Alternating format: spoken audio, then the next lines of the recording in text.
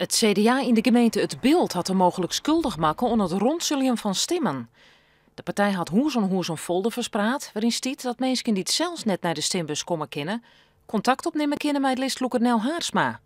Een machtiging kan dan in Oerlis regelen worden. En voor gewoon andere politieke partijen is dat rondzullen. Het CDA zit er net maar eens. Nee, het is geen ronseling. Het is maar de beste bedoelingen gebeurd. Wij willen het liefst de mensen oproepen om vooral van hun kiesrecht gebruik te maken. Maar de burgemeester Krol van Het Bilt had zijn twijfels. Hij neemt morgen contact op met de kiesraad over de kwestie. Het CDA zit er wel maar in de magen. Er het nog net in op reageerd, maar zal er nou in reageren, dan zeggen we nog zeggen van mensen dit hier zou net in de folder wezen moeten. Het is een grijs gebied dat er nog wel of net kan, maar hoe het ik maar zit, wij als CDA zeggen nou van dit hier er net in staan moeten. Als je net zelf naar de stembus kunnen, regel je een volmacht of een machtiging via je buren of familie, zodat die het oppakken kunnen en dat wij dat verder net daar verder geen rol in spelen.